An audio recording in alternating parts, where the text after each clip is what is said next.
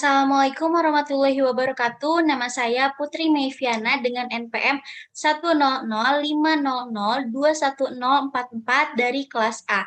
Di sini saya akan mempresentasikan hasil kerja saya, artikel ilmiah dengan judul Dampak Perilaku Bullying Terhadap Kondisi Psikologis Anak Sekolah sebagai tugas ujian akhir semester pada mata kuliah Bahasa Indonesia dengan dosen pengampu Bapak Dr. Idi Jahidi, SPD MSI.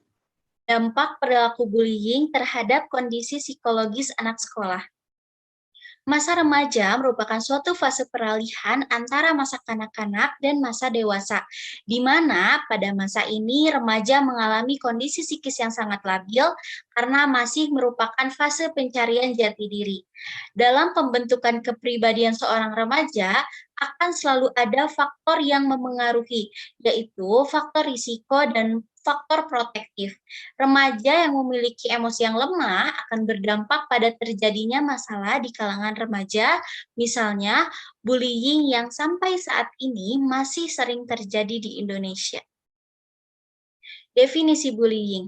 Bullying merupakan sebuah kata serapan dari bahasa Inggris. Bullying yang artinya penggertak, orang yang mengganggu orang yang lemah. Menurut Rigby 2005 dalam Amnesty 2009, bullying merupakan sebuah hasrat untuk menyakiti. Menurut Alwes 1993 dalam Pikiran Rakyat 5 Juli 2017, bullying merupakan perilaku yang ditujukan untuk melukai siswa lain secara terus-menerus tanpa sebab. Jenis-jenis bullying. Yang pertama, bullying secara verbal. Perilaku bullying secara verbal dapat berupa julukan nama, celaan, fitnah, kritikan kejam, penghinaan, pernyataan-pernyataan yang bernuansa ajakan seksual atau pelecehan seksual, dan teror. Yang kedua, bullying secara fisik. Bullying secara fisik ialah memukuli, menendang, menampar, mencekik, menggigit, mencakar, meludahi, dan merusak serta menghancurkan barang-barang milik anak yang tertindas.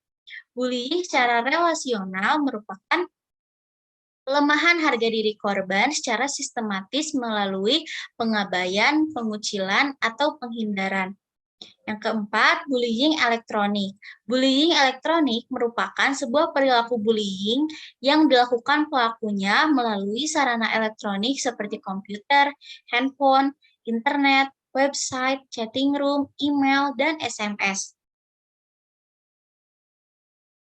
Faktor penyebab bullying. Faktor dari korban bullying, yang pertama, dianggap berbeda. Misalnya, memiliki ciri fisik tertentu yang mencolok seperti lebih kurus, lebih gemuk, lebih tinggi, atau lebih pendek dibandingkan dengan yang lain. Yang kedua, dianggap lemah atau tidak dapat membela dirinya. Yang ketiga, memiliki rasa percaya diri yang rendah. Yang keempat, kurang populer dibandingkan dengan yang lain dan tidak memiliki banyak teman. Faktor dari pelaku bullying yang pertama, peduli dengan popularitas, menjadi banyak teman, dan senang menjadi pemimpin di antara teman-temannya. Yang kedua, pernah menjadi korban bullying dan ingin balas dendam. Yang ketiga, memiliki rasa percaya diri yang rendah atau mudah dipengaruhi oleh teman-temannya.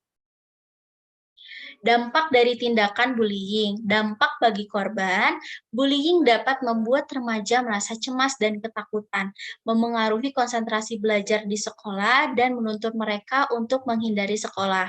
Bila bullying berlanjut dalam jangka waktu yang lama, dapat memengaruhi self-esteem siswa, meningkatkan isolasi sosial, memunculkan perilaku menarik diri, menjadikan remaja rentan terhadap stres dan depresi, serta rasa tidak aman. Dampak bagi pelaku bullying, para pelaku bullying memiliki rasa percaya diri yang tinggi dengan harga diri yang tinggi pula, cenderung bersifat agresif dengan perilaku yang pro terhadap kekerasan, tipikal orang berwatak keras, mudah marah dan impulsif, toleransi yang rendah terhadap frustasi. Dampak bagi siswa lain, Para siswa lain yang menjadi penonton bullying dapat berasumsi bahwa bullying adalah perilaku yang diterima secara sosial. Dalam kondisi ini, beberapa siswa mungkin akan bergabung dengan penindas karena takut menjadi sasaran berikutnya, dan beberapa lainnya mungkin hanya akan diam saja tanpa melakukan apapun. Di Indonesia, berbagai kasus bullying sudah tidak asing lagi. Seringkali hukum dan pemerintah kurang cepat dan cermat dalam menangani kasus bullying di Indonesia. Akhirnya, pelaku dan korban bullying terus bertambah seiring berjalannya waktu. Dari hasil penelitian KPAI, ternyata sebanyak 17% kekerasan terhadap anak terjadi di sekolah. Bahkan pada 2013 tercatat 181 kasus yang berujung pada tewasnya korban, 141 korban menderita luka berat, dan 97 kasus korban luka ringan. Tindakan kekerasan di sekolah bisa dilakukan oleh guru, kepala sekolah, bahkan sesama peserta didik. Pencegahan bullying di Indonesia harus dimulai dari saat ini, baik oleh pemerintah, sekolah, orang tua, dan juga pelajar itu sendiri. Pencegahan di lingkungan sekolah bisa berupa tindakan memperbaiki hubungan interpersonal individu dalam sekolah dengan melibatkan partisipasi guru, orang tua, pelajar, serta orang dewasa lain yang ada dalam sekolah.